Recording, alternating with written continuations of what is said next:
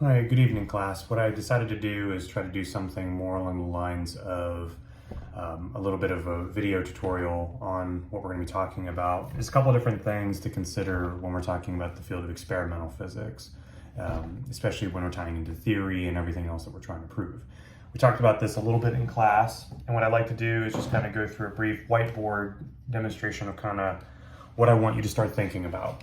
And some of it might not be intuitive. So what I really want you to do is start to think about what your problem is. Hopefully you can see this. So whatever that may be, we need to think about how to get from here. We have a couple different things we can talk about. All right, so obviously there's a human error or human factors type of situation at hand. There is a machines method where we start to look at the actual external devices. So if something failed, like a problem could be a laser problem or a photonics issue, maybe the actual laser itself failed. Another thing over here would be our environment. And this is something that we went over in class a little bit of.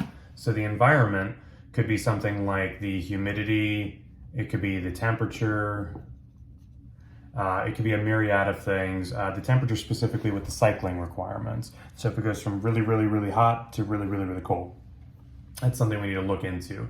So look at the temperature ramp rates up and then down.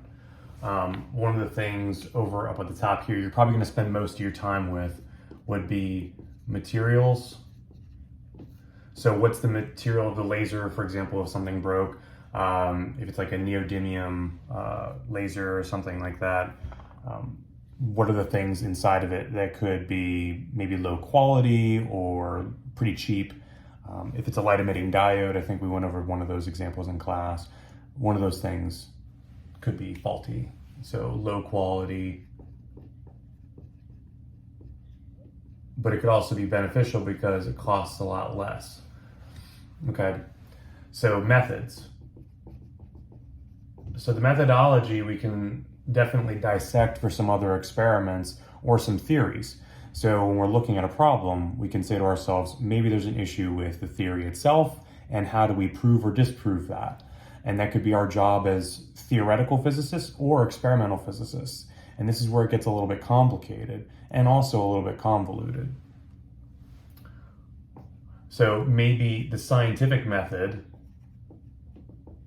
that the basis that is surrounding that theory is bad. Okay, so we'll say scientific theory basic.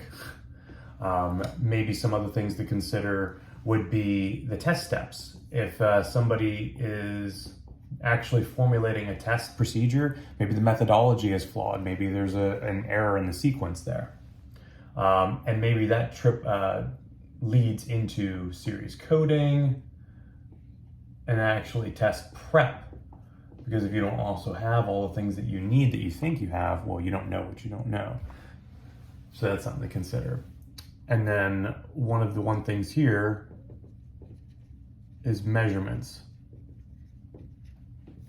So measurements is kind of a big one because it could be a calibration error in some of your equipment there. It could be a mismatch maybe that you have.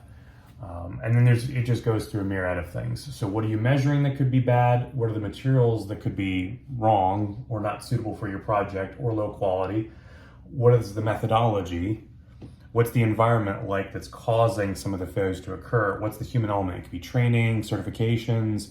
Maybe you have a novice undergrad, that you're working with as a grad student later on in life who's not maybe that savvy on some source coding or putting things together. And the machines themselves, it could be much larger perspective. What you're really going to be doing is making your money here with the measurement, materials, and the methods.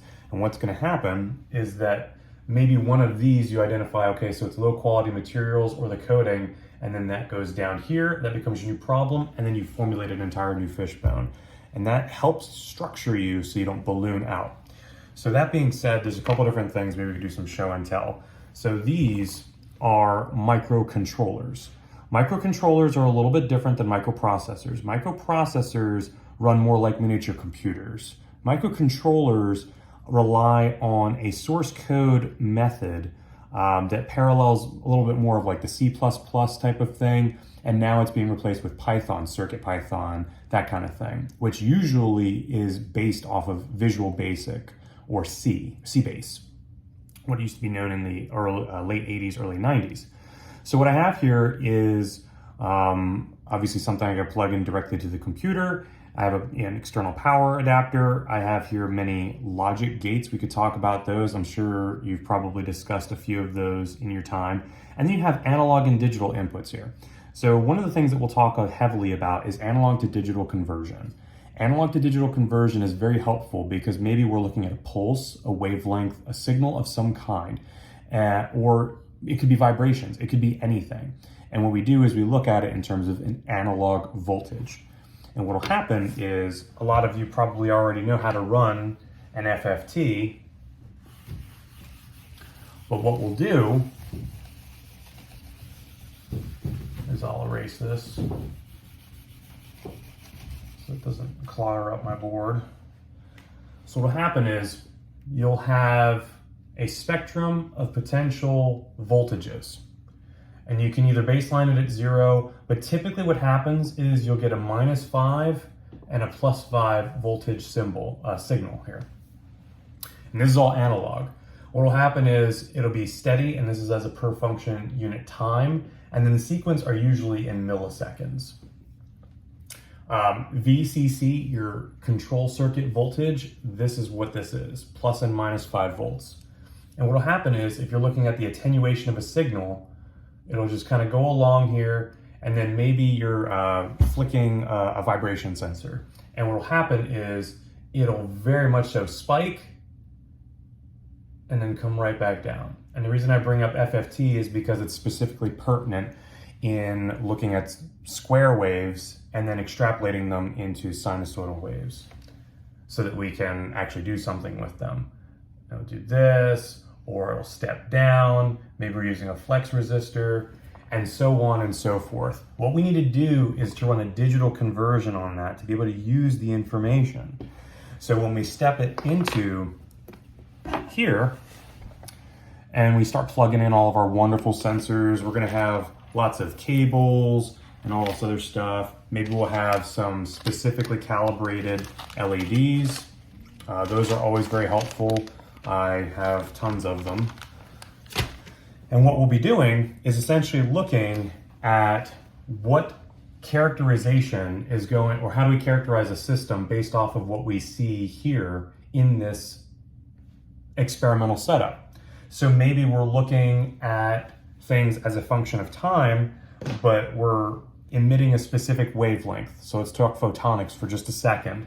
And I want to keep this video short because it's just going to be a lot of information.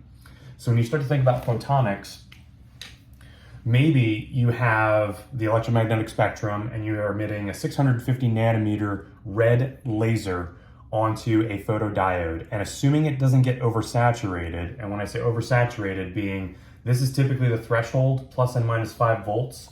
For some sensors in the analog conversion, at least what we're going to be working with, is 3.3 volts. So anything typically above that, it might oversaturate the sensor, and what will happen is it'll go up, and then it just craps itself, and it just goes straight back down. All right, what we don't want is that to happen, so we could start to look at maybe moderating our power input or our pulse width, excuse me.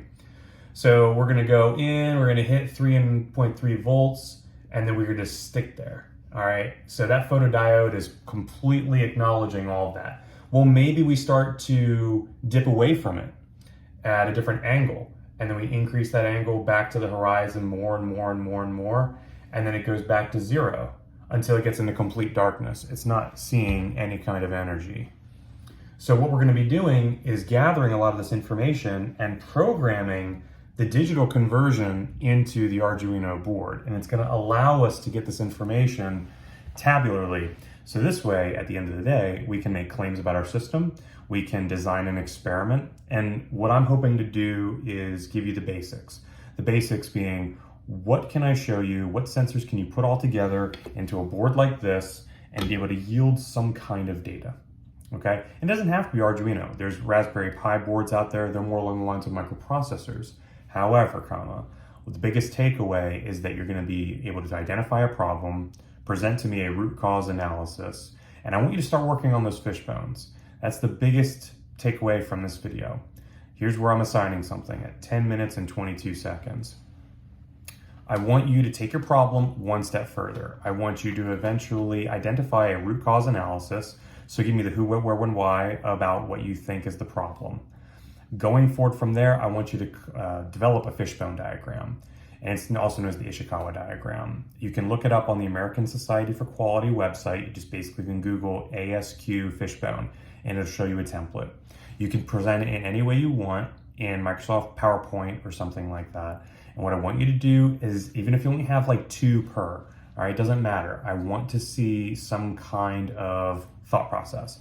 Once you've laid everything out, because we've gone through a little bit of this in class, is I want you to build it in PowerPoint and I want you to get to the point where you present it next week. Following that, I'll start to post up some tutorials on the Arduino stuff because we don't have enough time in class to be able to go through this. So your independent study, I want you to be able to go through the motions of doing your own literature review.